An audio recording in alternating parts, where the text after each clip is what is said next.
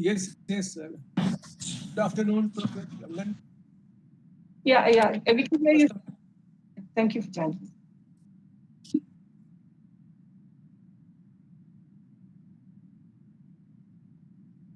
So, good afternoon.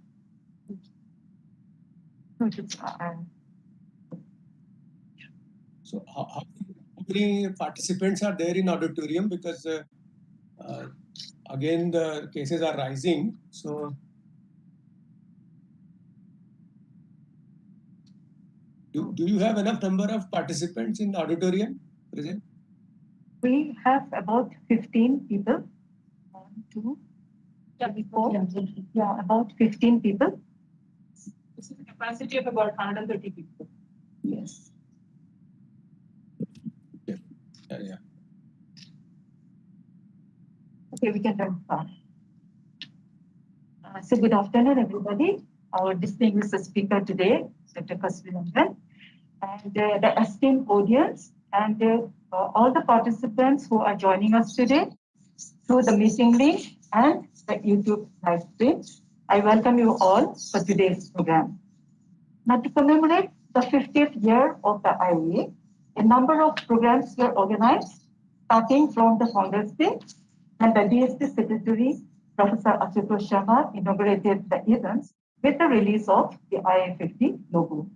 Now, we have come to an end of this year-long IIA50 celebration, and today, in this concluding session, we have put together a very small program, and we will start with the address, the welcome address by our director, Professor Annapurni Subramaniam, and then we will have a speech by Dr. A.C. Pandey, Chairperson of the Governing Council, IIA, and we will also announce some of the results of various competitions which are organized by IIA50 Organizing Committee, and together with ARIS and IIA. And then we will have a Golden Jubilee lecture by Dr. Kasturirangan. We will end our program with a vote of thanks. So with this, I would like to invite Professor Annapurni Subramaniam to deliver her talk.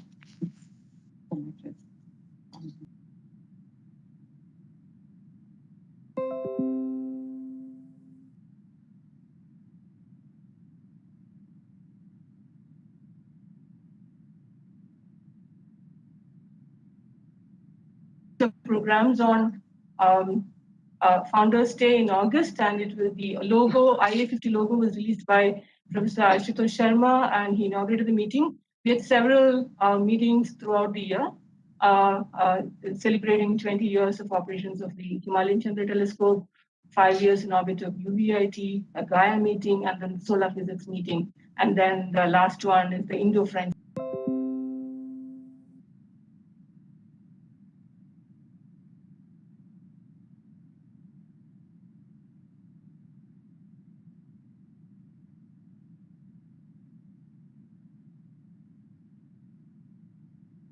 And then the observatory moved to Kodaikanal in 1899, and then became the Indian Institute of Astrophysics in 1971. And the person who was behind this transition was Professor M.V.K. Bapu. He's pastor here, and he's our founder. And he actually oversaw this transition and growth of IIA from its formation.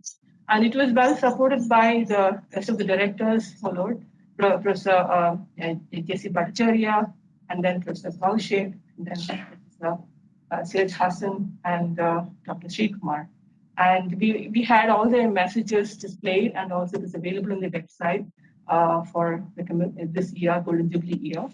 And the Institute has built a very strong foundation since its formation. We have several field stations.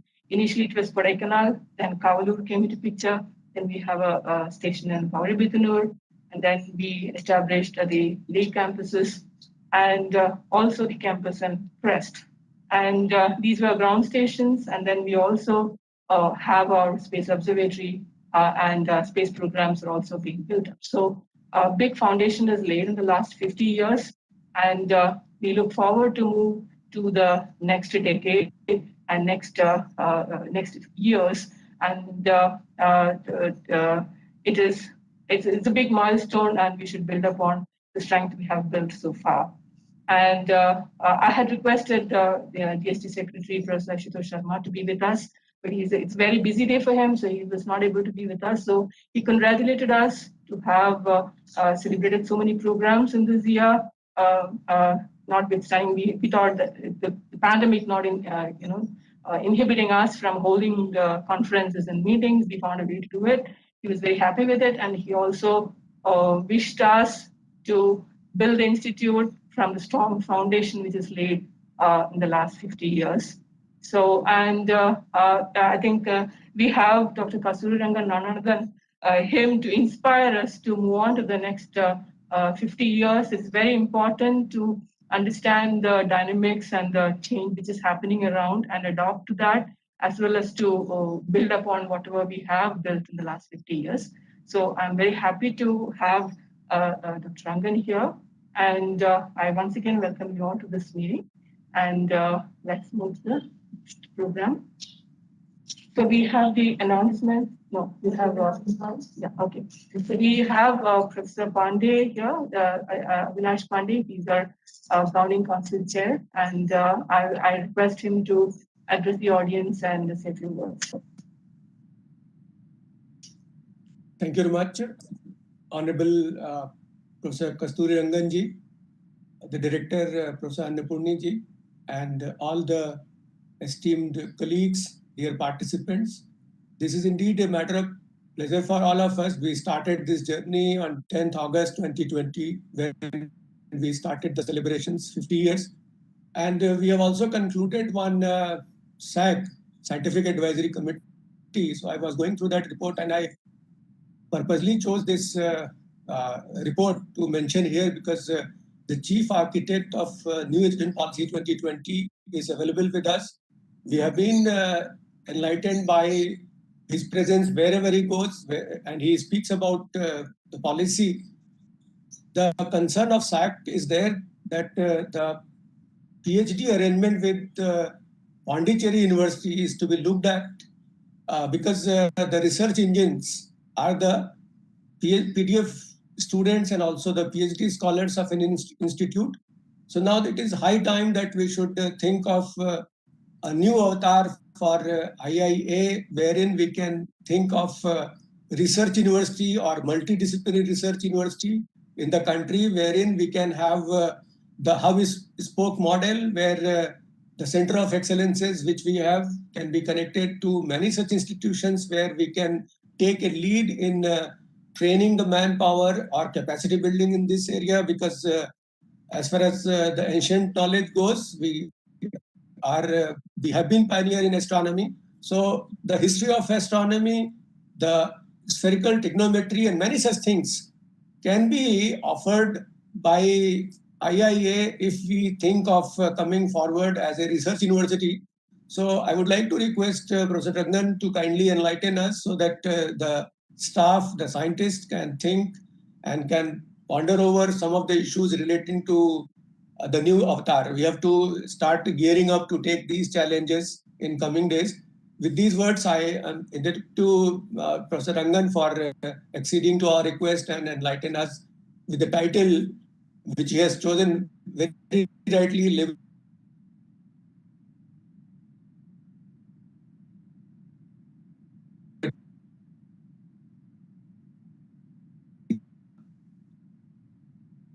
Living on the Indian economy. Thank you very much for joining us and for acceding to this request for delivering this talk. Thank you, sir.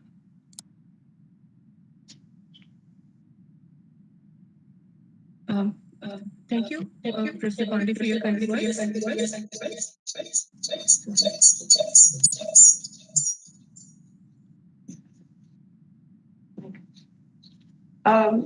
So we go move on to the next program. The next item is the announcement of the results.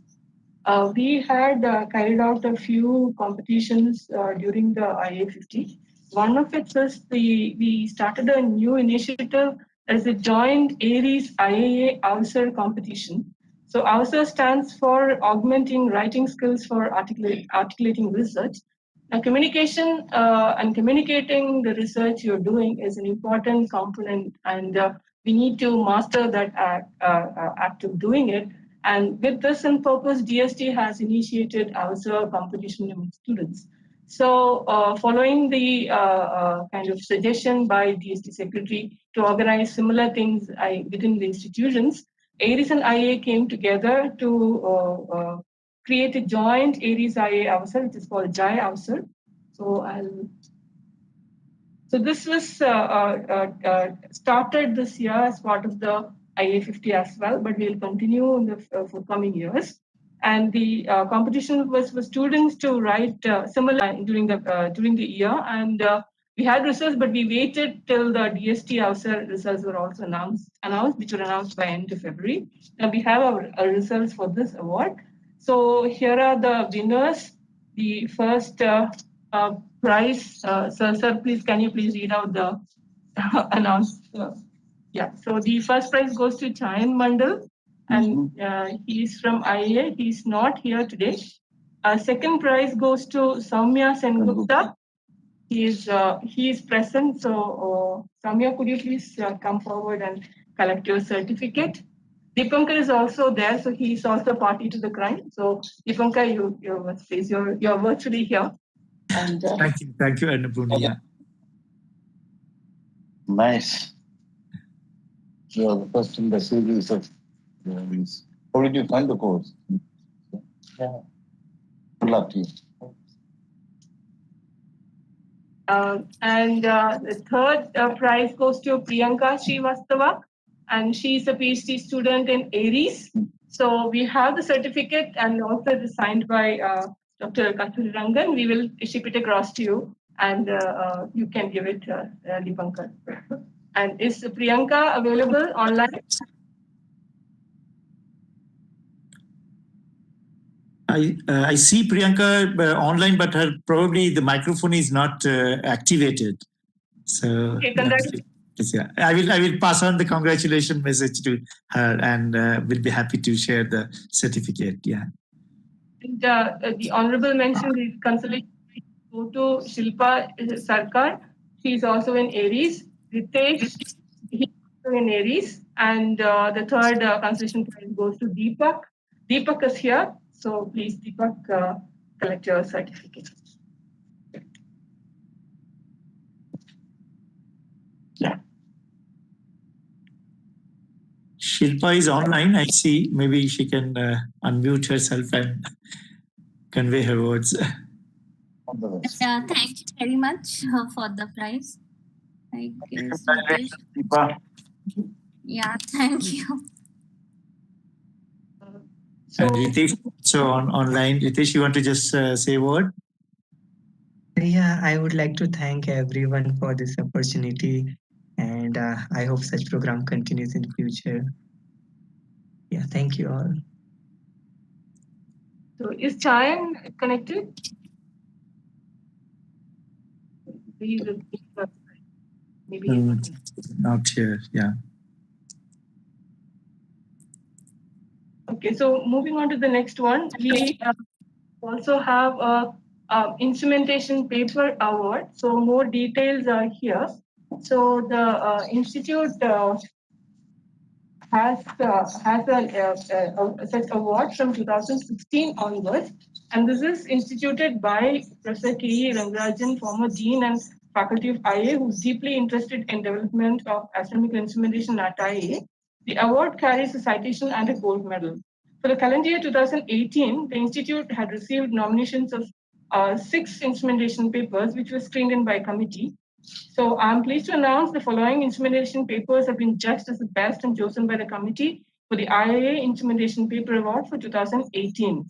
So these are the 2 papers which are published, and the winner, who's the first author of these 2 papers, is Dr. Avinash Surendran, and Avinash is there. And Avinash, he's presently at Keck Telescope in Hawaii. He's working there. Avinash, you would like to say a few words? Congratulations. Yeah, thank you. Thank you very much for this accolade. It came as a nice surprise from halfway around the world. So, yeah, this is a very pleasant surprise to be recognized for this. Thank you very much. Thank you for joining. It's the middle of the night. Thank you. He finished his speech, then he moved on to Kek for he's working there in Hawaii. I see. Congratulations, Avina. All the best. Thank you. Thank you very much. Now we have announcements regarding the competitions carried out for school students. Yeah, Aruna will continue with it.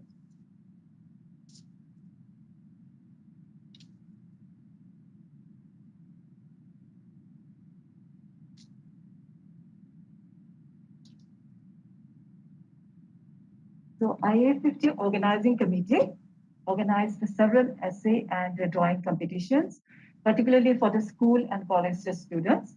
And there were overwhelming response from the students and many students. We got about more than 100 essays came, and similarly for drawings. And in different categories, we have given these prizes. So I will like to the prizes. Okay. So winners of the drawing competition, it's between standard 8 and 10. I'll read out the names. You can see them here. Okay, Ridhika Rakesh Kotian from Sri Sri Ravi Shankar Vidya Mandir, and title of the picture is Art Rise as Seen from the Moon. Second prize goes to B. Kritika Kumar from Sri Sri Ravi Shankar Vidya Mandir, Bangalore, and also to Anoksha Singh from Christ Academy, Bangalore. And her picture title is also Art Rise as Seen from the Moon. And the third prize goes to Verena Savat from DAV Public School, Vaneshwar, and title of the picture is Comet. So we have prizes in essay competitions in the category 8 to 10 standard. First prize goes to Vasudev Sanjeev from Sri Sri Ravi Shankar Vidya Mandir. Second prize goes to Darshana Sandeep Ambulkar from Sri Sri Ravi Shankar Vidya Mandir. And the third prize goes to Maheshwar Rajesh and from Dipti H.S. Thalor, Trishur, Kerala. And the topic of this essay was, Are We Alone in the Universe? So then we have in the category 11 to, I think, this one. Yeah. So in the 11 to 12 standard category, the first prize goes to Ivy Mandal from PK High School, Bangalore. Second prize, Saptarsha Das from the Greenview English Academy, Dakshin, Dinajpur. And the third prize goes to Khushi V. Randhol from Sophia High School, Bangalore.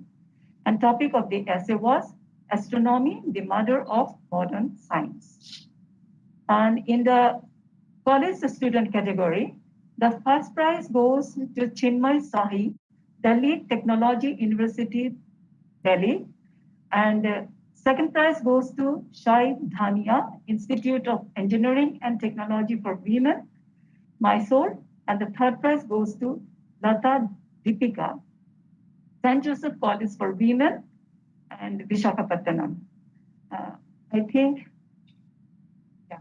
So we have these prizes, and all these prize winners, for them, we will be organizing a free visit to one of our observatories. And we will be in touch with them, and depending upon the situation and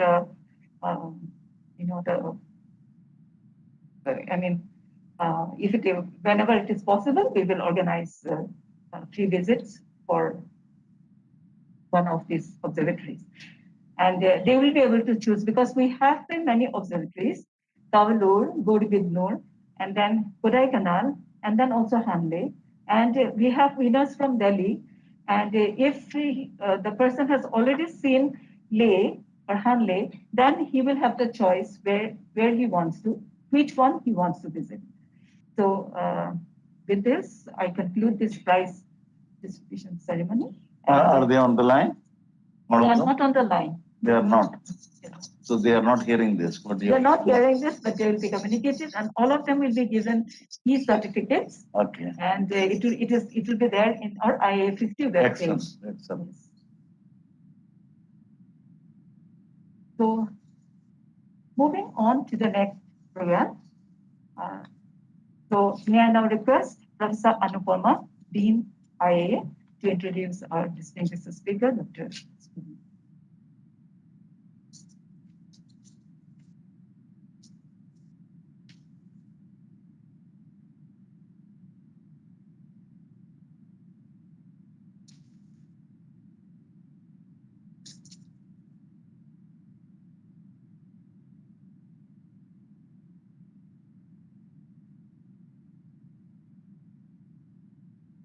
Good afternoon.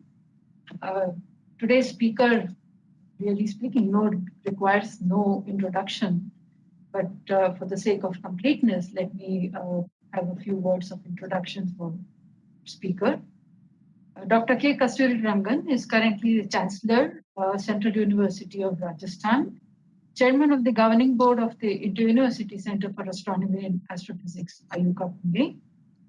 He is a chairperson of NIIT University, Neem Rana, member of the Atomic Energy Commission, emeritus professor at the National Institute of Advanced Studies, NIAS, Bangalore, and honorary distinguished advisor of the Indian Space Research Organization, ISRO.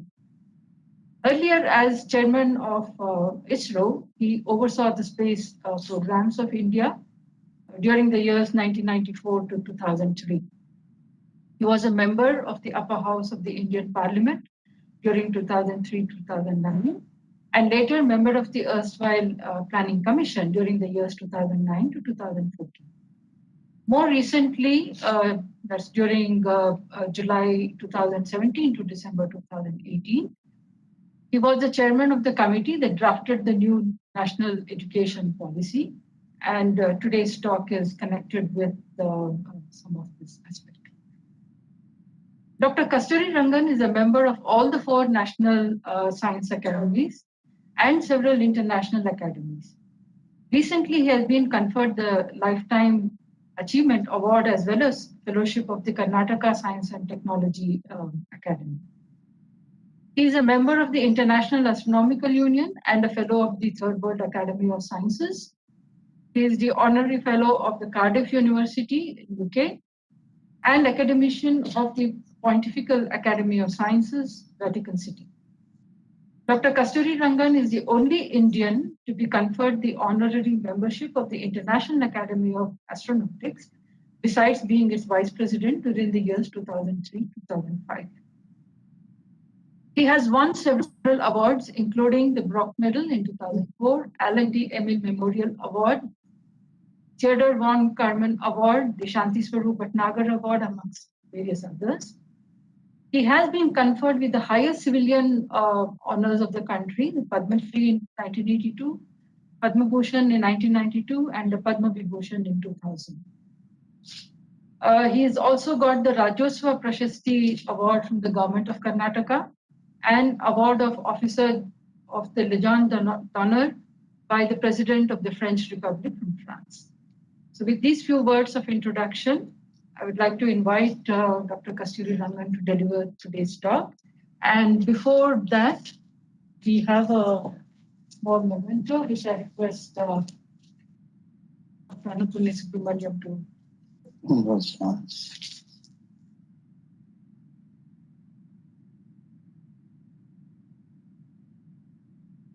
Beautiful. I will cherish this. Thank you so much. This is a book we brought out for the 50 years of completion of the Vancouver publication. Oh, okay. So it contains the total history of 200 years. Huh? Almost. Thank you. Thank you very much. I invite you to deliver. Thank you. Can I get some water?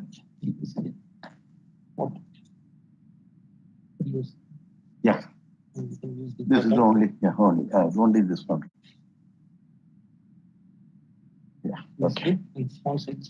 I think this is okay for me.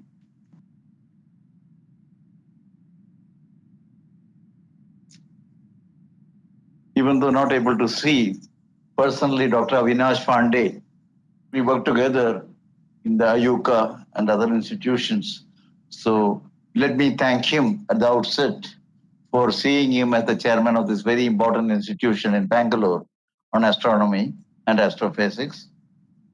He is a man of a lot of ideas, and I'm sure this institute will benefit quite a lot from his overseeing responsibility that is entrusted to him. So thank you, Professor Avinash Pandey. Even though you're not here, I would like to convey these feelings of mine to you on this memorable occasion.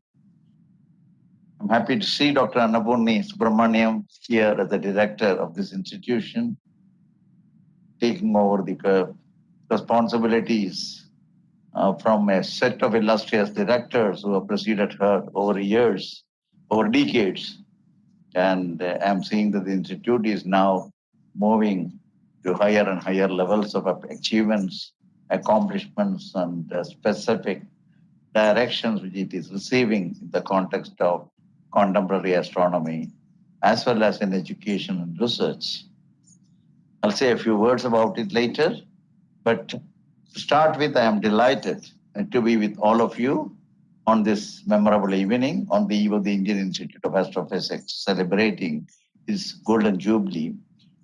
Born as a modest private observatory in 1786 at Egmore in the then Madras state, and the establishment of a solar observatory at Kodaikanal in 1899. In fact, Dr. Annapurni did show all these things.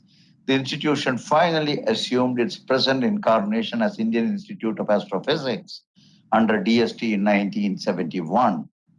In this process, it has accumulated 200 years of legacy, full of eventful scientific outcomes, including conduct of basic research in astronomy, including momentous discoveries, development of complex instrumentation, training of youth to undertake research in astronomy and astrophysics, and creating appropriate institutional frameworks for education and research. The discovery of helium during the early year of its history set the precedents for quality research in the subsequent years, but not only encompassing the sun and the solar system, but also stellar physics, extragalactic astronomy, theoretical astrophysics, and astronomical instrumentation. Further, from the educational angle, the Institute conducts PhD programs and a unique integrated MTech PhD program, offers visiting internship programs and summer programs, as well as provisions for postdoctoral programs and visiting scientists. In a sense, it is this array of activities that prompted me to choose the theme for my talk at this function as liberal education, key response to a dynamic knowledge society. One of the major highlights of the National Education Policy 2020 is to give thrust to a more imaginative and broad-based liberal education as a foundation for the holistic development of all students.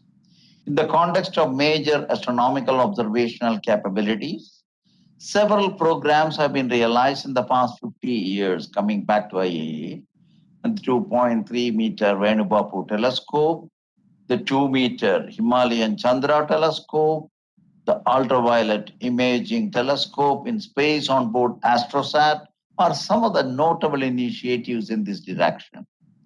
The ultraviolet imaging telescope UV8 is sensitive in optical as well as in UV and FUV bands with several filters and prisms for multi-wavelength studies of AGNs and other sources, radiating over a wide spectral band as well as measuring characteristics of UV bright objects as standalone basis are some of the key observational capabilities of AstroSat. At an angular resolution of better than 1.5 arcseconds in the ultraviolet domain, this is the best operating telescope from space globally at this juncture.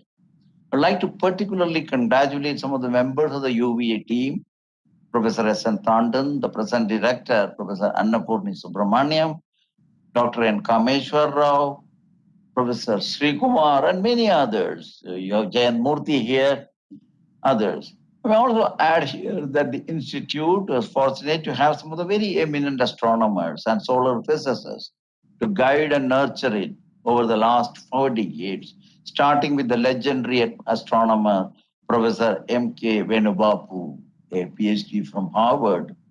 I was fortunate to know him during my student days, an extraordinary scientist who had a real eye for the sky. He was such a fantastic observational astronomer and who created the first set of telescopes that paved the way for the modern IIA to evolve, as the founding director of IIA. Then, of course, he was followed by Professor J.C. Bhattacharya, a very well-known solar astronomer. Quite a lot he did, not only in the solar astronomy, planetary astronomy, and many other areas. And he developed both the instrumentation and the science at this institute over a long period.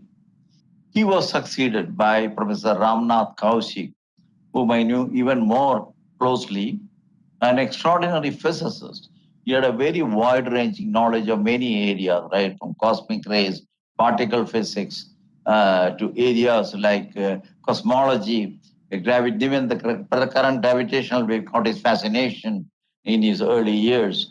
So he was one of those extraordinary physicists this country has seen in the recent times. And he was the director here, Chandra Telescope. He fought with the determination to make sure that you have a telescope in Himalayas, which will be of the world class. And that's where we see this telescope capability in the context of IIA's accomplishments. Then we had Siraj Hassan, another very well-known solar astronomer. I had the good fortune of working with him for a longer period, and his knowledge on the solar physics, the instrumentation, and also the high leadership he gave Marxist directorship as a very momentous occasion for this institute. He was succeeded by Professor Sri Kumar and Professor Jayan Murthy. At least I'm seeing him here. They were the subsequent directors. Ultimately, currently, we have the present director, Professor Annapurni Subramaniam, who has been active in the research areas of stellar clusters, stellar populations, galaxies, and ultraviolet astronomy over the last 3 decades. I am seeing the impact of her vision and dynamism in terms of carrying on the task of the conceptualizing, visualizing, and implementation of several programs, both present and for the future. She is currently overseeing critical inputs to the 30-meter telescope and the space coronagraph on board Aditya about to take off. Further, she is setting in motion ambitious initiatives such as the next generation UV optical space telescopes, INSIST, and the National Large Optical IR Telescope. I wish her and everyone in the IIA the very best in the coming years. May I say even more eventful than the past 50 years, the next 50 years we can look forward to. As you all know, the present government of Honorable Sri Narendra Modi ji has announced the new education policy, NEP 2020, that will shape the education landscape of this country in the next 2 decades and perhaps even beyond. The idea is to usher in a more imaginative and broad-based multidisciplinary educational education as a foundation for holistic development of all students. There is tremendous interest among different levels of stakeholders in bringing this aspect of education into the mainstream of our academic system, especially at the undergraduate level. This talk has been shaped by exchanging ideas. I want to say this because liberal education is a new word even for me. What does it mean? You integrate various subjects and you create what is called as a multidisciplinary education. So there are many subtle nuances to this entire concept. It took us quite a bit to understand the implications of this and the way it will make inroads into the educational system. So it has to be really learned even from fundamentals for many of us. And here, in creating this talk, I had lot of exchanging of ideas with my young colleagues. I brought him here, Professor Viraj Kumar, as one of the key person who helped me here, because I would like to acknowledge and thank in particular for his assistance with synthesizing points drawn from numerous sources, because liberal education doesn't give you from one single book today. You need to have several sources of knowledge, several subjects and several disciplines, and for suggesting a logical way of sequencing these points, especially you are recognized. So I would like to recognize this aspect of a little difficult task that we put together, because it's the first time that we are putting together a kind of an articulation of a subject whose familiarity is limited in the country, except in some universities like Ashoka and so on. I'll come to that a little later. Needless to emphasize, NEP 2020 is the outcome of wide consultations, and there have been several people, not only from the committee, but from several institutions, individuals who are educationists, who are scholars, academicians, and also industrialists and others who are key stakeholders in this policy. We consulted more than 250 individuals. We had consultations with more than 400 institutions and several people with different ideas, ideals, and whatever you call it. And so it was a fairly exhaustive consultation process, bringing in all the segments of the society. That's why when we put it into the public domain and we received something like 2.5 lakh responses to the educational policy, 85% according to our minister, Sri Prokyalji, had endorsed the ideas of the national education policy. A very unusual thing to get a 85% endorsement from a country of this diversity and complexity. When we put it, I myself was a little rattled when they said we want to put it in the public domain. We knew that there could be several kinds of opinions, several types of discussions, and in the public, there could be a segment which may even like to throw it out. So that was the background in which the whole thing was put. But I think it just happened the way we wanted it. And I want to say this because it really made a difference ultimately. The Prime Minister declared it, owned up as the policy of the government, has said that 20 years it will drive this, and if necessary, it will go to the next 30 years. So that is the kind of attitude they have taken. And currently, very much the effort is on in terms of implementing it on the ground with respect to several ideas and with respect to the restructuring that we may have to do in this connection. Not only the school education, higher education, which includes both undergraduate and postgraduate, and research, and also many other areas like professional education, vocational education, and so on and so forth. So I just leave it at that. I'll come to this subtleness of what this liberal education is. We humans are insatiably curious. At every opportunity, we seek to expand both the breadth and depth of our understanding of our world, and of course, the worlds beyond. In every ancient civilization, this thirst for understanding and meaning has found rich expression in religion. Though it is unsurprising that many of the great centers of learning originated as monasteries. In our part of the world, the universities of Takshashila and Nalanda are perhaps the most famous. From the little we know about the systems of education in these ancient universities, we can say with certainty that their quest for knowledge was not partitioned in a manner we were accustomed to into disciplines, each with their own way of making sense of the world and discovering truths.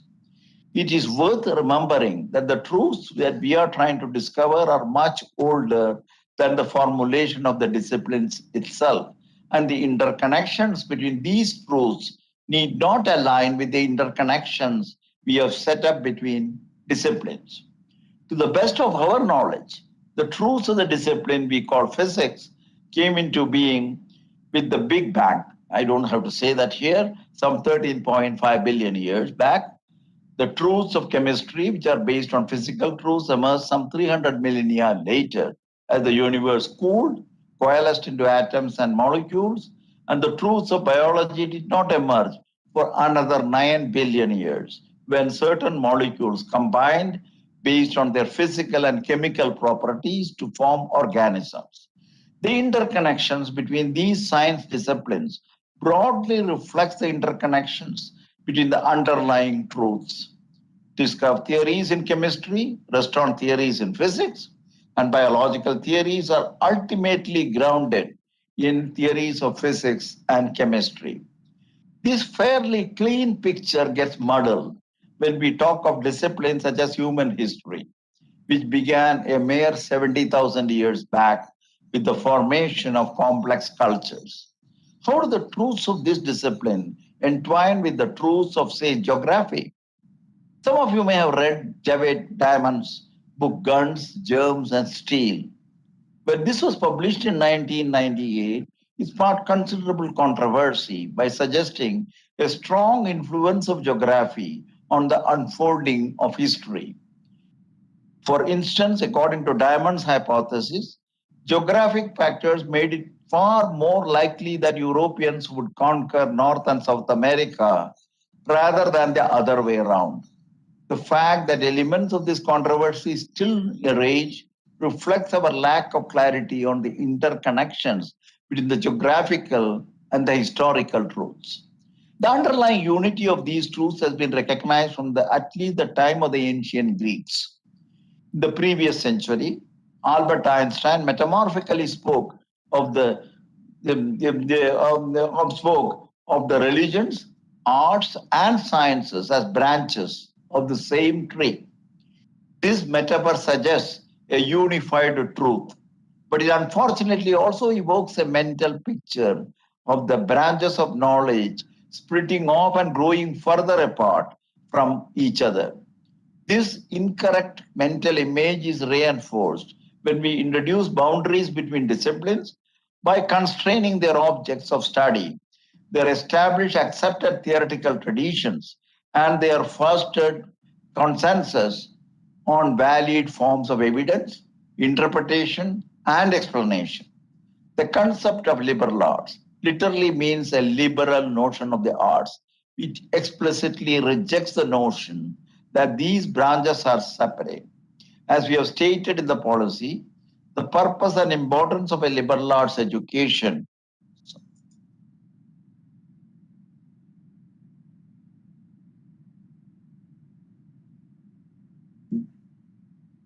we have stated in the policy, the purpose and importance of the liberal arts education, especially today, is to enable students to explore the numerous remarkable intertwined relationships that exist between the sciences and the humanities, mathematics and arts, medicine and physics, etc.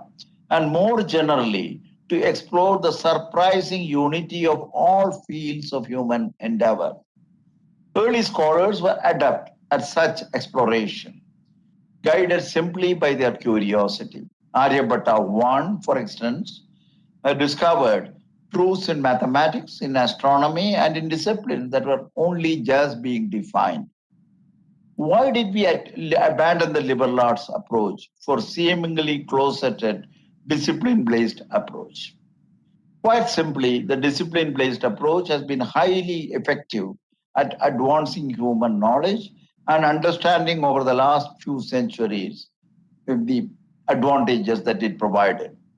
As an example, look no further than the remarkable quick development of the effective vaccines to combat the COVID-19 pandemic. You may remember that in February 2020, the World Health Organization said that it did not expect a vaccine against SARS-CoV-2 in less than 18 months. Yet here we are, just 14 months later, with over 6 crore people vaccinated in India alone. The successful development of these vaccines has been thanks to the tireless efforts from experts across numerous disciplines, from bioinformatics for identifying the genetic sequence of this deadly virus, to computational biology for identifying potentially efficacious vaccines, to chemical engineering to develop vaccines at sufficient scale for clinical trials, to actually conducting these trials, and then on to full-scale industrial production of these vaccines. However, these experts have been able to work largely within their well-defined slots, before handing off to experts from other disciplines at well understood points in the overall vaccine development process. That's the important point that I would like to mention in this particular case. This is the hallmark or the multidisciplinarity that I will expand on this term later. For now, I want to point out that despite having served us so well for so long, there is enough evidence that disciplinarity and even multidisciplinary approaches alone cannot satisfy our thirst for knowledge in the 21st century. Why? Because increasingly we are grappling with problems that are too broad or complex to be adequately tackled within a single discipline, or cannot be broken up and handed to experts from different disciplines. This is not the first time that we have tried to deal with such problems, but an increasing number of problems we are faced with are of this nature. An example of such a problem that we are all familiar with is the climate change. Obviously, the goal of school and undergraduate education cannot be to train young minds to successfully solve problems that challenge the professionals. But there are key elements of the process that professionals follow, which young students can and must be exposed to. This can only be done by broadening the single discipline approach. What are some of these key elements that our education system should focus on? A critical element is dear communication. Communication. We often have to solve broad, complex problems in teams where each member brings certain expertise to the table. Each of these members must be able to communicate effectively not only with experts within their own discipline, using a rich and shared discipline-specific vocabulary, but with others on the team who do not possess this vocabulary. A language fluency is obviously a key element, but so too are the critical and analytical reasoning, partly because these skills can help individuals rapidly expand an initially narrow shared vocabulary and thereby communicate more effectively. Effective communication between humans goes well beyond vocabulary. Of course, it includes an understanding of the diverse cultures, perceptiveness, and sensitivity to different perspectives. Thus, there are also key elements. Naturally, cooperation and collaboration are key elements of this effective teamwork. Are we giving our students enough opportunities to develop these skills in a discipline-specific approach? Let me share a personal story from some years ago when I was a student in 1963. I joined Physical Research Laboratory in Ahmedabad and had an opportunity to work with Dr. Vikram Sarabhai. His views on how to onboard young researchers such as myself was quite unique at that time. So reflecting on it now, I see that Sarabhai foresaw the inadequacies of the disciplinary approach even then. Instead of tying me to a desk to work solo in problems in theoretical physics and remaining bound to that single discipline, he described an experimental system that I need to build, working with fellow students. This forced me to use my hands to seek help from others and to help them in turn, and was also obliged to bring to bear every factor of my technical and scientific knowledge, from basic electronics to materials to electrochemistry to understanding the physical basis of gaseous discharge, quite apart from the astrophysical context in which this experiment is being conducted. Sarabhai believed that to truly understand the complex system, it is essential to grasp the fundamentals of several disciplines, not just one. And the best way to demonstrate this grasp was by building a device that relied critically on a clear understanding of these fundamentals. The situation at IIA is similar. Today, with a very strong experimental basis, excellent instrumentation capabilities, and a strong scientific base, IIA provides the kind of environment in which I worked in the early years at PR, an ecosystem conducive to multidisciplinary research for solving problems and making discoveries. Some 3 decades later, when I was the chairman of ISRO, was able to fully appreciate the wisdom of Sarabhai's approach. It gave me confidence to ask provoking, probing, discipline-specific questions to engineers from various specialized domains, including several domains that were not my forte, and to understand their answers. In doing so, we collectively attempted to understand, assess whether the complex space systems that we are assembling would perform as desired. Several years later, I was tasked with chairing a committee to examine a system that was even more complex, the Western Ghats ecosystem.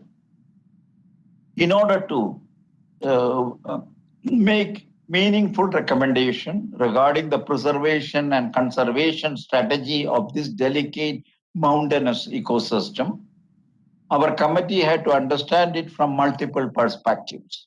Among others, this included its rich biodiversity, its hydrological systems, its geological and geomorphological characteristics, climate variation coupled with impacts of human interventions, and the sociological, cultural, ecological, and economic impacts of proposed strategies for sustainable development.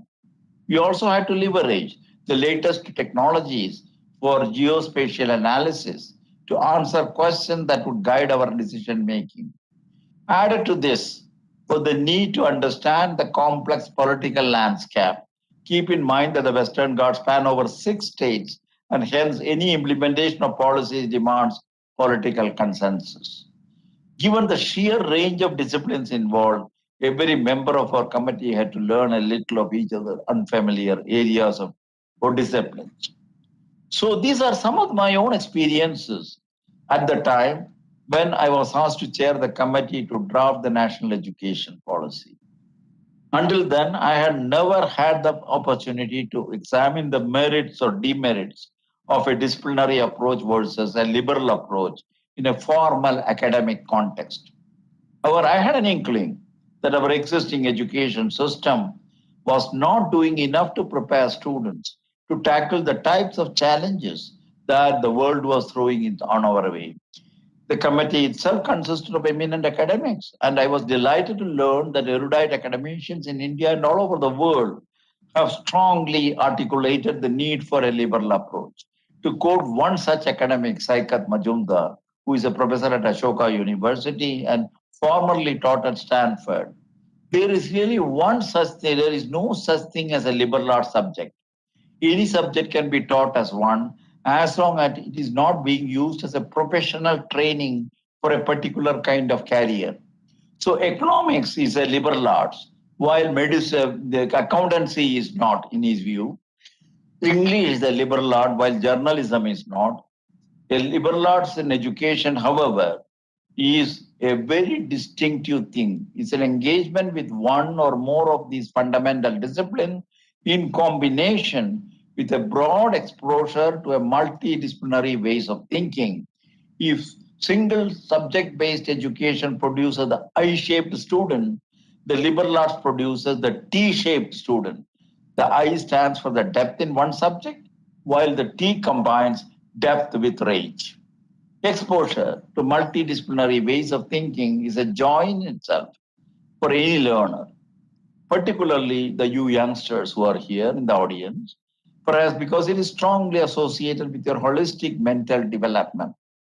A liberal arts education enables us to truly develop both sides of your brain, both the creative artistic side and the analytical side. No education system should be deprive you of this joy and this opportunity to develop holistically. Apart from being a joy, it's increasingly clear that the 21st century will demand greater flexibility in ways of thinking, and this can only come through greater exposure to diverse way of thinking. Steve Jobs famously remarked that the Macintosh would never have happened without a calligraphy class he took in college. Obviously, Jobs was not referring to the specifics of that one calligraphy class, but how it sensitized him more broadly to aesthetics and still more broadly to the power of multiple perspectives. To design his computers, he therefore built teams that not only consisted of top-notch engineers, but included computer scientists who were also musicians and poets, and artists and zoologists and historians. Steve Jobs was certainly not the first person with such ideas, nor the next outstanding individual I would like to discuss, namely Leonardo da Vinci, the Renaissance genius. One of Da Vinci's most famous works is the Vitruvian Man. This is partly a self-portrait with beautiful curls and perfect shading to ensure that he drew the body exactly to the proportion. Da Vinci made 230 measurements before even putting pen on the paper. Thus, while many of his peers were content with line drawings, Da Vinci's work embodies a staggering degree of scientific sophistication. It is thus obvious that Da Vinci mastered the art of how to balance the business of being perfect while also being productive. You might argue that the multidisciplinary ways of thinking are encouraged even within our traditional disciplinary approach. After all, where would a physicist be without mathematics, or a psychologist without biology? While this is generally true, these are clearly narrowly separated disciplines, I should say. They have often been a long shared history of regular exchanges in ideas, as in the case of physics and mathematics. In Einstein's tree metaphor, we would not picture sharply diverging branches of physics and mathematics. What Da Vinci perhaps unconsciously strove for, and what Steve Jobs probably meant, is what Professor Mazumdar calls contra-disciplinary education. What pairs discipline that are apparently diverse branches of Einstein's tree, physics and philosophy, or music and mathematics, while programs such as title may sound whimsical or even fluffy to those of us with traditional disciplinary mindset, contra-disciplinary programs have demonstrated that students graduate with a wider range of skills in an uncertain world buffeted by pandemics, climate change, and technical advances such as artificial intelligence. Graduates need this wider T-shaped range of skills. We already know that each person entering the job market today will look forward to not only several jobs, but also several careers during their working life.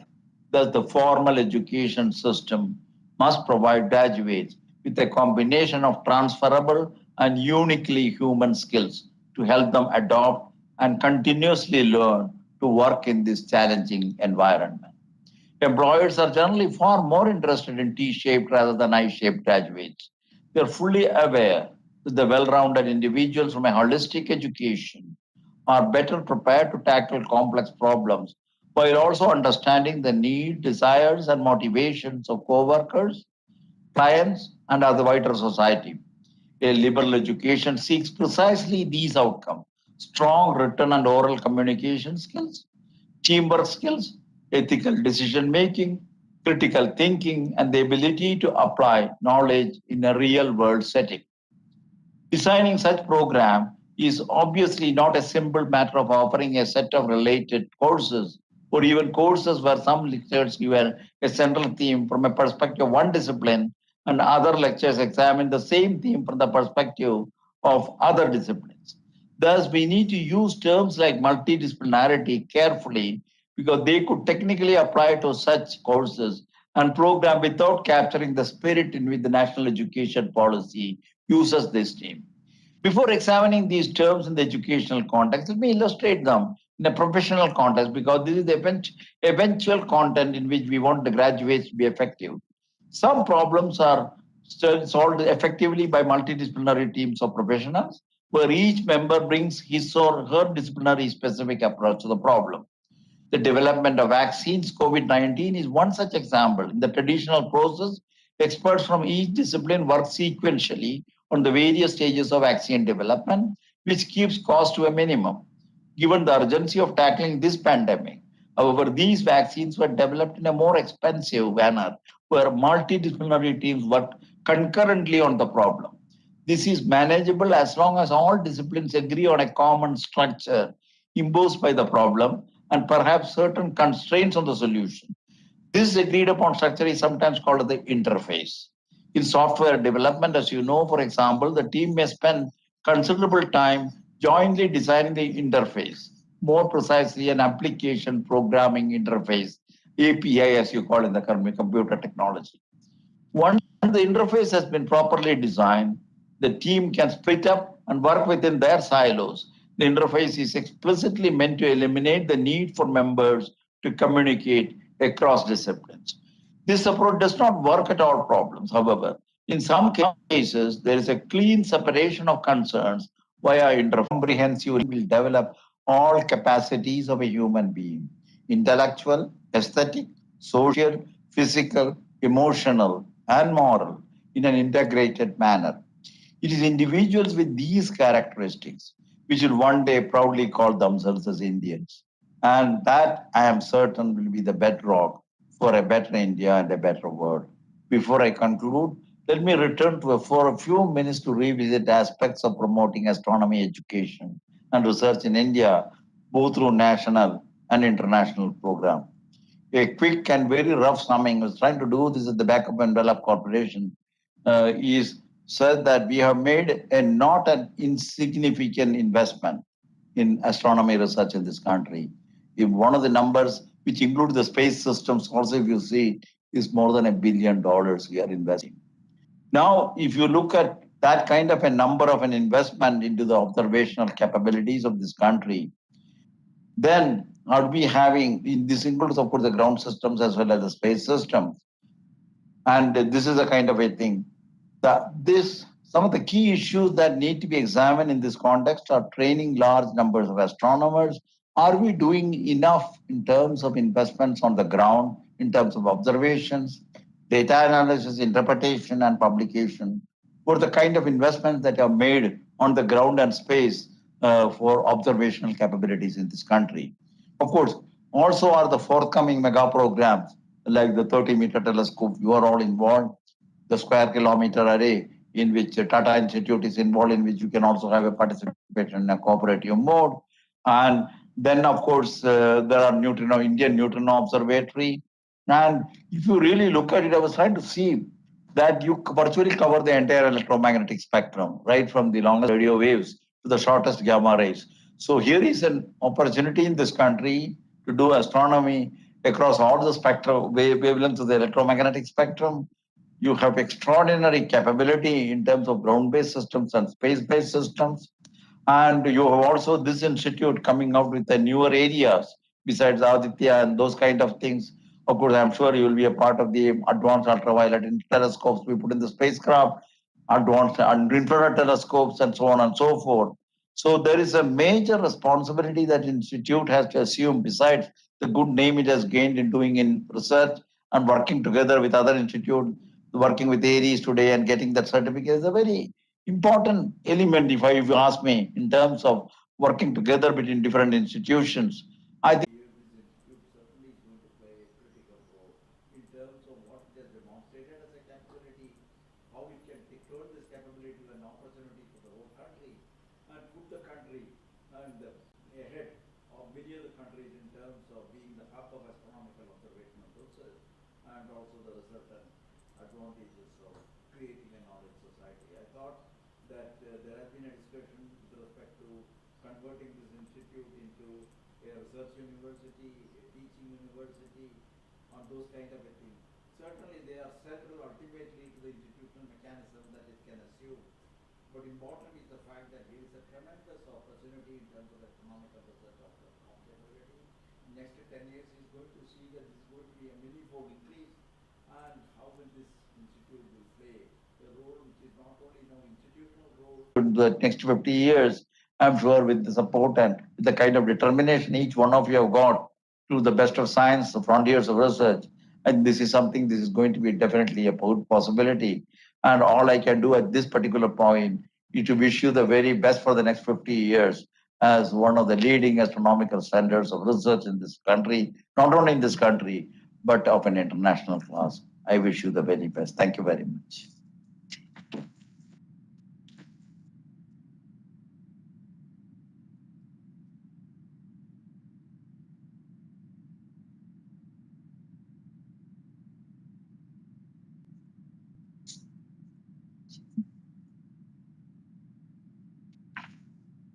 Thank you, Dr.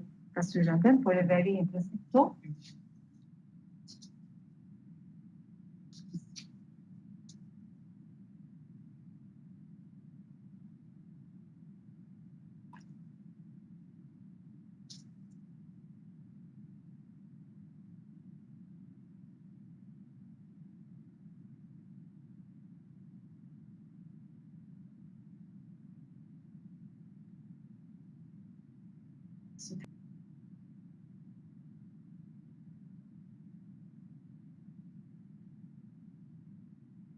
So thank you, Dr.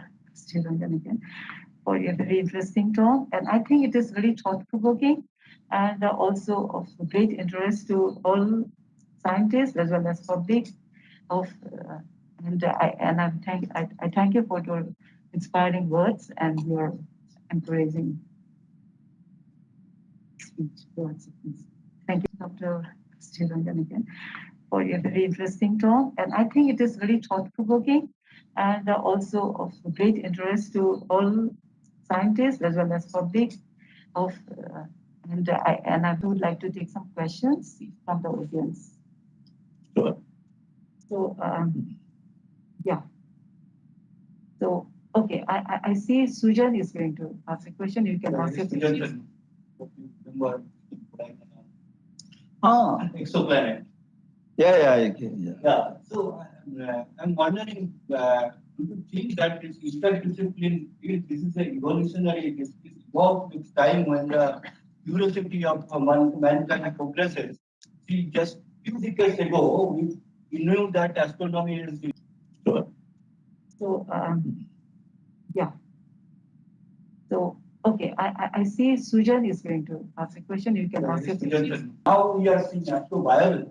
When our curiosity for whether life exists elsewhere becomes more dominant with the discovery of planet outside the solar system. Similarly, there are many other subjects that evolve with time, proper time and planet. Yeah. So I'm wondering, do you think that this Eastern discipline, this is an evolutionary, this evolved with time when the curiosity of mankind progresses? See, just few decades ago, we knew that astronomy is involved in mathematics and physics, and now we are seeing astrobiology. Whether biology is getting coupled, when our curiosity for whether life exists elsewhere becomes more dominant with the discovery of planet outside the solar system. Similarly, there are many other subjects that evolve with time, proper time and proper the growth of curiosity. One subject automatically combines with another subject to build a new subject. So what is the question? The question is that is it not automatically evolving, the interdisciplinary? It is not that automatic. Actually, it will be automatic only to the extent you see the relation, single Hopper fraction, and then D region by looking at the ionization there. And depending on the ionization, it was showing different kinds of electric fields. This was done by the solar activity and the solar X-rays and solar ultraviolet. Here was an X-ray source scope, which in the night time was quite powerful. Daytime, sun was 10 raised to minus 4 Earths per second. But in the night time, this was 10 raised to minus 6 Earths per second, but still powerful enough to influence the ionization in that region. Extrasolar effect on the atmosphere of an ionization seen through the field variation in the 164 kilohertz propagation was seen. And could be the reason why there has been fading of Lorentz navigation system. They said that this is now they could relate it. So you see the thing, a new subject has been discovered, X-ray astronomy. There's a traditional subject called ionosphere and a D region, and things like that in the 18th century. And Lorentz probably navigation system would have been somewhere in between. Time only because a new discovery came, but that discovery has to be known related to the other one. So that is where the interdisciplinarity comes into picture. So you need to know. The more you know, more likely are the chances of you related to something different. So interdisciplinarity is becoming now more and more important only because of the fact that you have more opportunities for relating to other ideas. And that is why I said broader knowledge of many areas, your mind can wander around, can this relate to this, can it relate, and there could be discoveries which you would not have anticipated in the process. And we have done this, I think there are very good papers on this which are now coming out. Professor Saikat Mazumdar in Ashoka University has written some very good papers. This will be published in some journal? Right. It's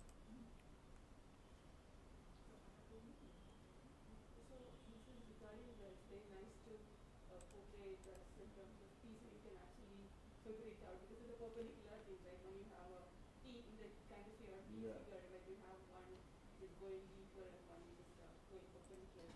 But then as a person, everybody cannot go in both directions, one deeply into focusing on one area, as well as, you know, understanding each and every area. So there has to be some balance somewhere to have a you know, this is mainly undergraduate. okay. But elements of this undergraduate therefore will produce undergraduates who are easily employable, simply because you've got a wide knowledge. The employer poses what the employer nowadays poses a question regarding a certain thing. How do I fix this problem? You need an expertise, you need the material, you need the time, you need the economics. Some youngster comes and says that he has got a total picture of how to deal with this. He will prefer that somebody who says, I know this material very well. That is where at the lower level of job, which runs to 90% of the jobs, these are applicable. Now when you go to higher levels, this very same concept is the one that may help you to develop new discoveries.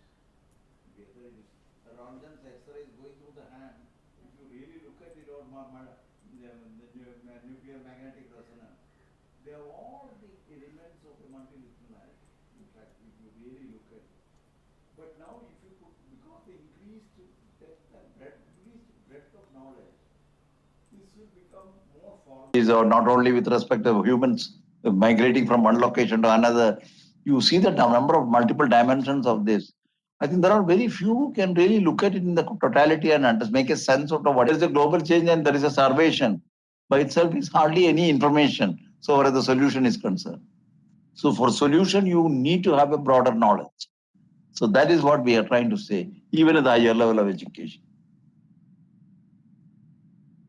One thing, what are the implementation plans? What are the schedules in terms of how?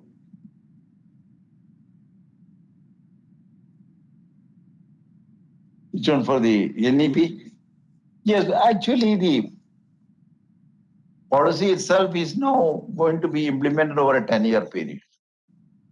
The 10-year means 2020 to 2030.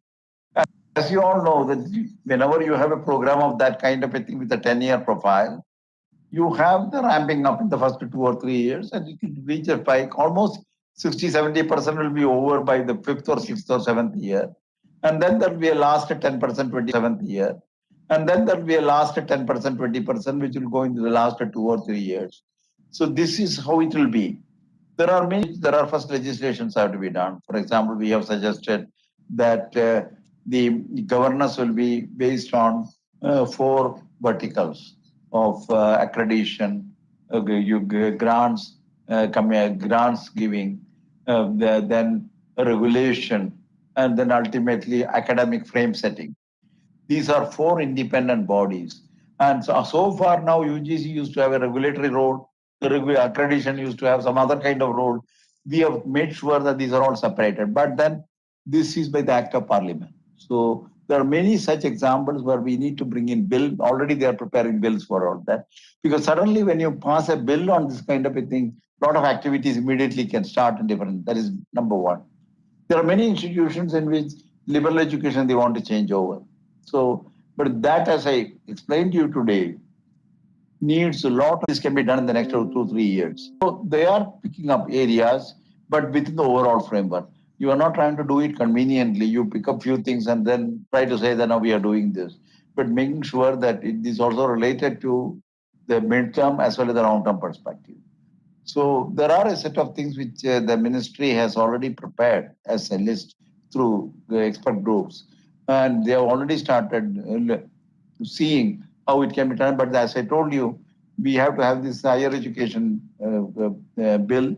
You need the bill for the vertical governance, that part of it. Like that, there are 3 or 4 important things that they are writing and trying to put in the public domain right now, and is being discussed in the country. But it is the 10 years is the time for Then existing systems outside into this. How unique. So you mean outside systems? Outside means outside India. Outside. user has. Which is going to be very different. The curricular structure has to be correspondingly changed. And then this has to be the foundational part of the undergraduate education. And then you create what you call the major and minor kind of a thing, which is typical of what the Western world has done. So this is what the thought is. But what we are trying to do is to, this number of subjects in which a study can be done in a multidisciplinary world, if you loosen the connection that I was talking about, is very critical. This can be easily done. I can, for example, Indian Institute of Astrophysics may not have a psychology group. But they have told of Bangalore University and tell that you deliver a set of psychology course here, philosophy course here, sociology course, they will come and give it to you. But that doesn't become the document interdisciplinary university. You need to have an integration of that. For example, does the sociology affect the astronomy? How does the astronomy affects our community in terms of sociology? Or what is the kind of, you study the history behind it many times. And astronomy includes navigation. And navigation used to be a part of a exploration. And exploration was part of a going to other lands. So there is a whole host of things in the history past. But what is the corresponding thing here with respect to astronomy and the society, for example? These are kind of things on which there is not much of an effort that is being done. So you need to bring in that connection. But the subjects are all there in this country. There is no doubt of arts, humanities, social sciences, besides science and engineering. There is no problem. And medical. But integration is one issue. Then convert them into transdisciplinary and multidisciplinary courses is the other challenge. And that is where some of the points that I try to bring in terms of examples like the Western Ghats, courses, the COVID development, vaccine development. It gives you the idea of the type of structure we need to bring in. And so the right type of input, right type of connection, and when you get a connection, you get an output which is a little different from the individual from which you have drawn those inputs. These are the kind of things on which a lot of work has to be done. And this could be also have local and regional differences because of the various other aspects of the culture in which our society is. So it has to be done, built up carefully, but it is something on which experiments are done. As I told you, ISRO University does quite a lot. There are many other universities now which are getting into this area. So hopefully, and there is also the multidisciplinary universities we have recommended. What do you call the NERU? These are really the liberal arts universities. And these liberal arts universities are really the ultimate in terms of liberal education. And that is what we consider as the ideally equivalent of Stanford or MIT.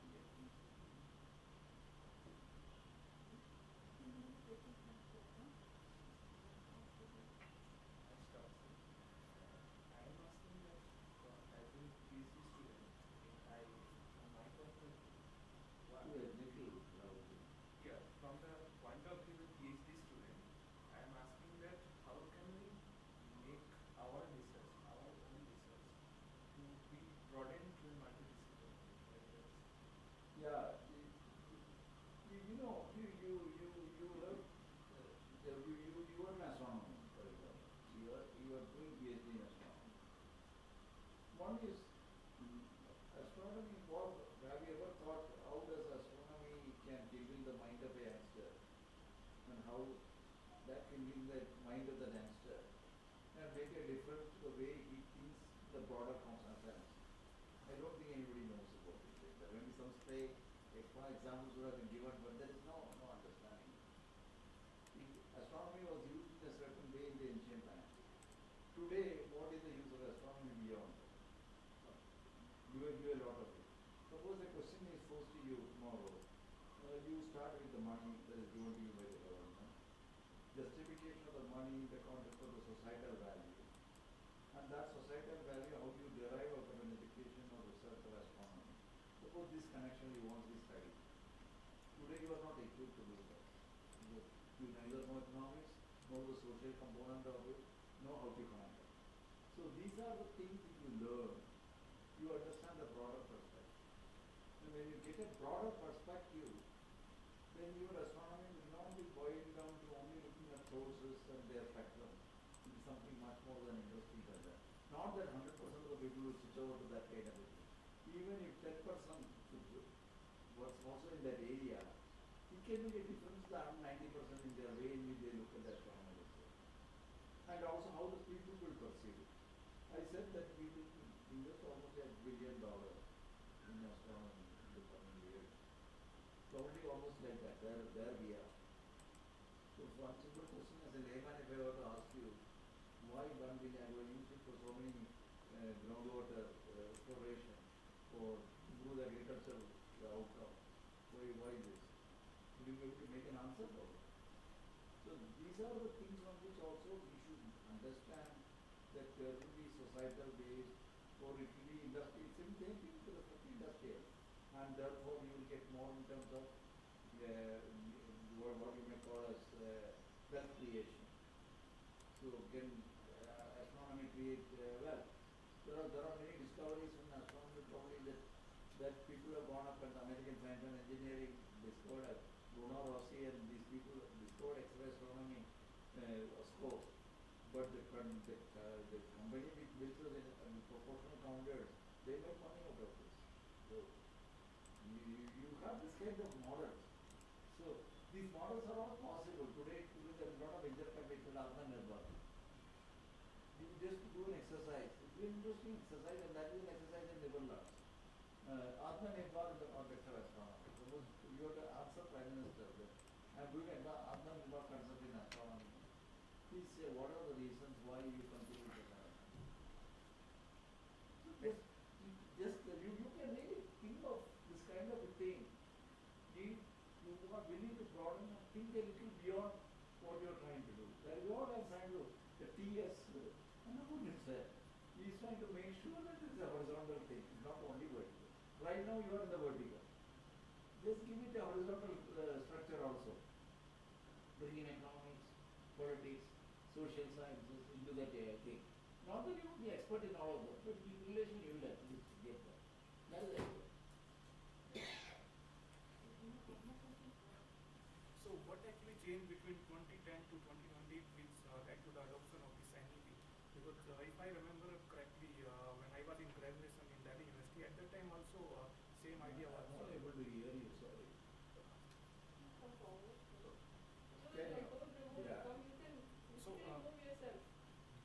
So in 2010, same idea was brought forward. Sorry. You can say it loudly. Okay, in 2010, same idea was brought forward that courses will be like 4 years in undergrad, and fourth year will be like specialization in particular subject. But at that time there were huge protests from academic department, all professors and everyone trying to strike. But now everyone is happy with the policy for NEP. What actually led to the difference?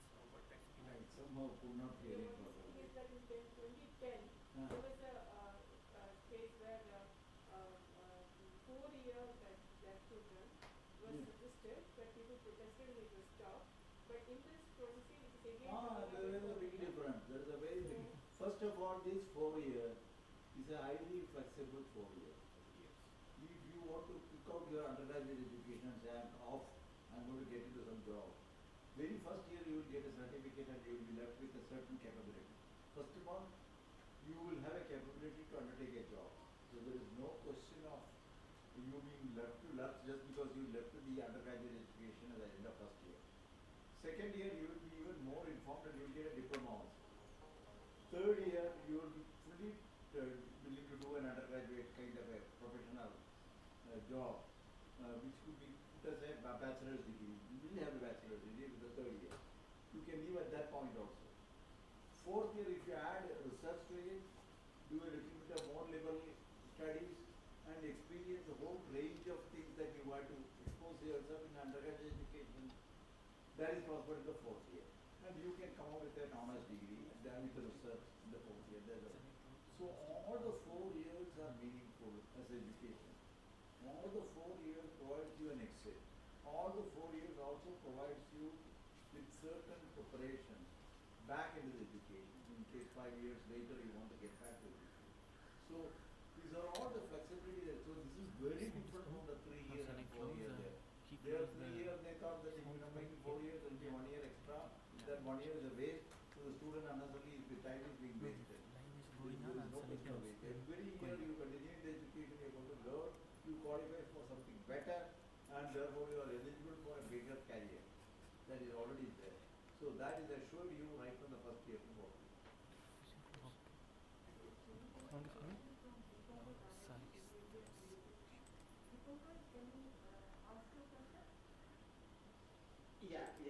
Can you hear me?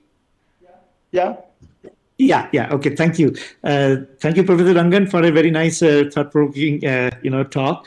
So, first of all, thank you for, your guidance to both this institute. I'm at Aries now, and I think IIA Aries both owe a lot. My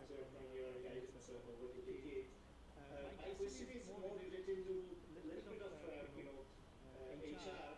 So, partly to your last question, are we doing justice to such investments? So, my point is that we are building these facilities. Of course, the user community has to be expanded. And for institutes like us and our sizes, we are actually producing a new generation of astronomers, but not all of them are able to be absorbed within these few institutions. So it has to go beyond that. So of course, the link with the university, astrophysics as a branch, getting into the university curriculum, slightly probably at the master stage at least. So these are some elements which I think for a person like you can promote to the government level. The other point also I would like to point out, particularly for space programs, you are supporting in an enormous way to build these, facilities. Along with that, you also support a lot of human resources. But unfortunately, this human resource support is only available for the project duration. So suppose there is a Aditya mission, you have supported for 5 years human resources, but after actually Aditya is launched, there is no money for utilization of the data from Aditya as a soft money. This is the difference between the American or European program in contrast to the Indian program. I think we have to think about those elements also if you want to really, expand the user community and really utilize all this facility what we are building. So this is my comment. I would like your, reaction on that. Point you have made, Deepankar. All I want to say is that we have taken this into account in the context of research in universities.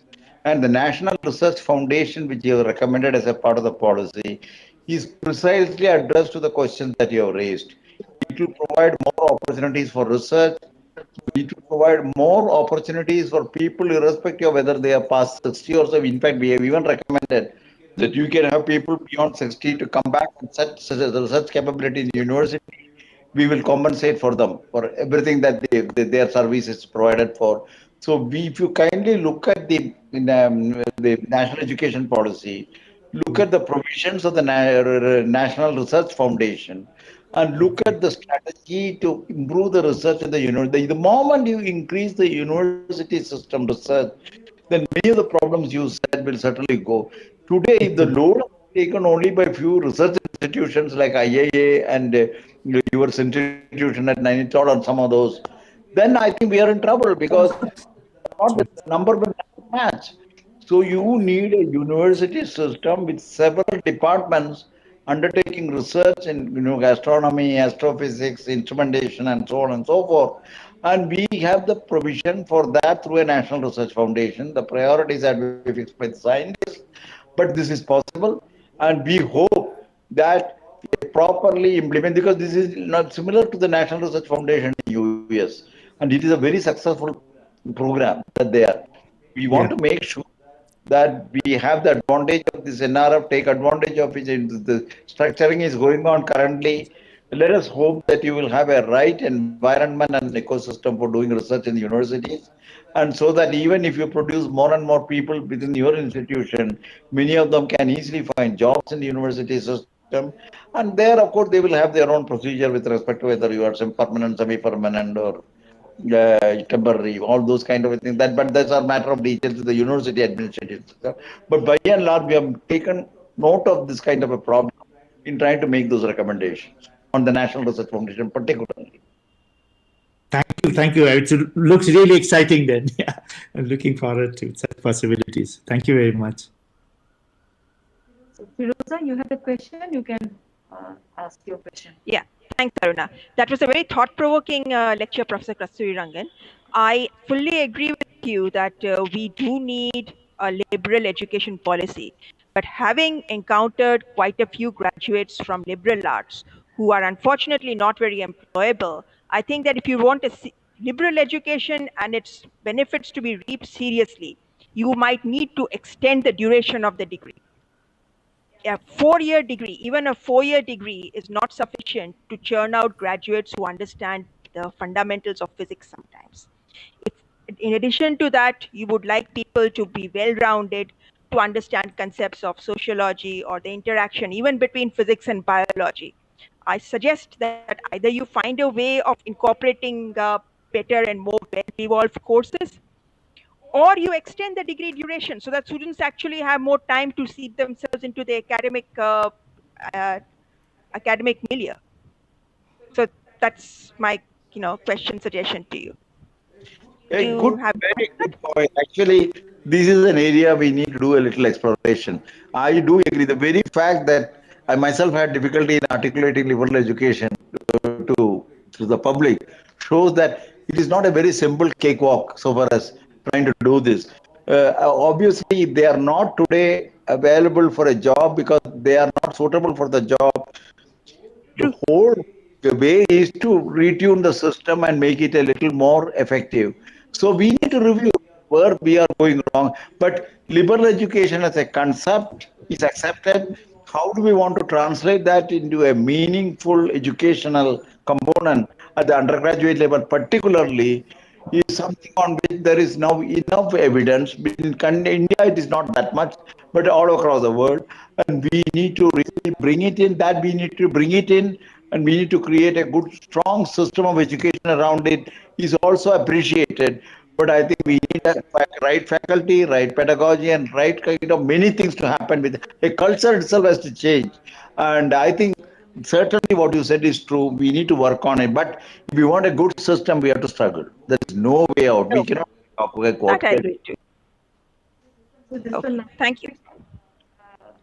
Ravinder, you can ask a question. Okay, thanks, Aruna.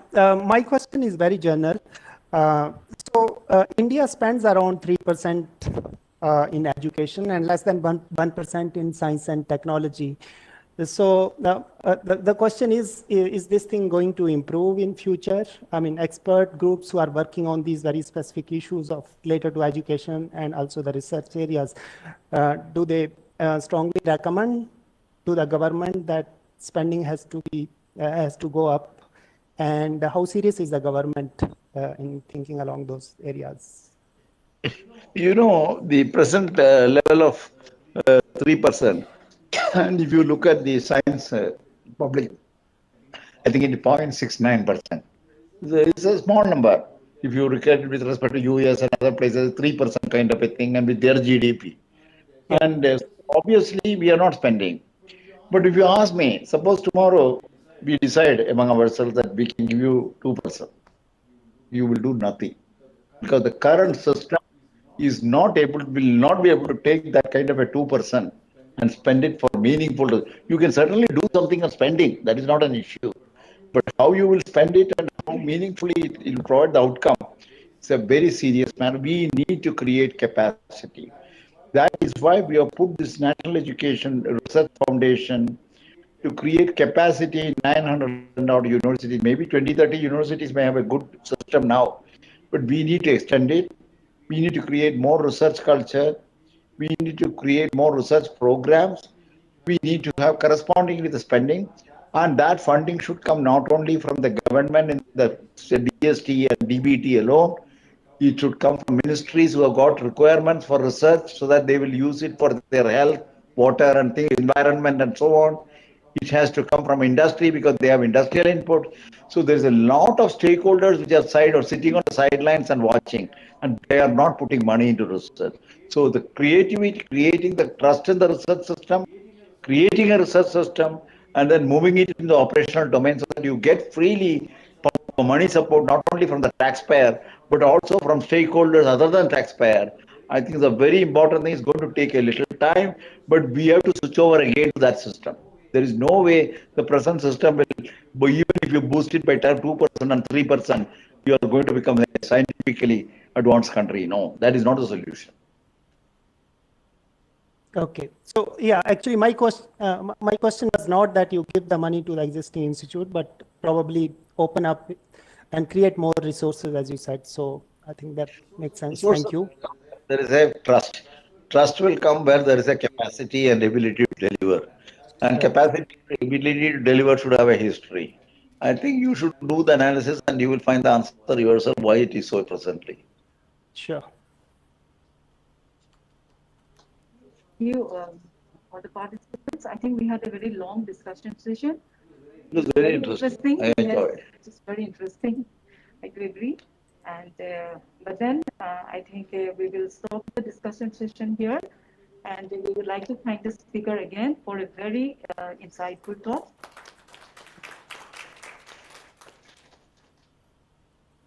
And so we have come to an end of the concluding event of IIA celebration, and I would like to take a minute to propose the vote of thanks on behalf of IIA50 Organizing Committee. It has been a wonderful year with a lot of activities to commemorate 50 years of IIA, and this year has been a difficult one too due to COVID-19 pandemic. Essentially, all the activities were held on virtual platform, which was made possible by contributions from many. We would like to thank the Principal Scientific Advisor to the Government of India, Dr. Vijay Ravata, for delivering the Foundation's Day lecture on August 10th last year during the inauguration of IIA50, and the DSP Secretary, Professor Ashutosh Sharma, for inaugurating IIA50 with the release of the IIA50 logo. I thank Professor A.C. Pandey, Chairperson, the Governing Council of IIA, and all other members for their support and enthusiastic participation. Special thanks to the former directors, Professor Ramnath Kaushik, Professor Siraz Hassan, Dr. Sri Kumar, and our present director, Professor Annapurni Subramaniam, for their insightful messages on the occasion of IIA50. I thank Dr. Kasturirangan, Professor Lord Martin Rees, and Professor Uwain F. Van Disso, President International Astronomical Union, for delivering the IIA50 Golden Jubilee lectures. Special thanks to Professor Van Disso for kindly releasing the ebook Women Astronomers of IIA, Reaching for the Stars and Beyond, compiled and edited by the Gender Amity Cell IIA, and for gracing the occasion. I thank Professor Rohini Gurbole and Dr. Gagandip Kang, FRS, for delivering the IIA50 IWD lectures at the IIA50 IWD event. Now, the IIA discoveries and achievements in the past 50 years span a wide variety of topics in observational and theoretical astrophysics. What made this achievement possible is the scholarly contributions of many scientists and engineers. It is therefore in the fitness of things to remember some of those achievements and contributions the IIA50 commemorative lecture series by former IIA scientists and past students of IIA were organized. I thank them all for their insightful talks. I thank the organizers of several workshops and conferences, 20 years of ACT, 5 years of AstroSat UBIT, Solar Conference, Indo-France Sajipra Astronomy Meeting, and Gaia Symposium. And many of the participants have joined the online program from different parts of the world, and some of them at very odd hours. I thank them all for their enthusiastic, active participation. I thank the organizers and jury for activities like drawing and essay competitions for school and college students. I thank all the members of the IIA family, the Office of the Director, Dean, and Administration for their full support. My sincere thanks to all the members of the IIA50 Organizing Committee for their support and cooperation. And special thanks to all the members of the technical team for smooth conduct of various events I thank many others for their goodwill and support. Overall, I would like to thank all my colleagues, participants, and peers for creating a wonderful environment and infusing a lot of energy to IIA for a successful path ahead. Thank you, everybody. We will conclude the session here.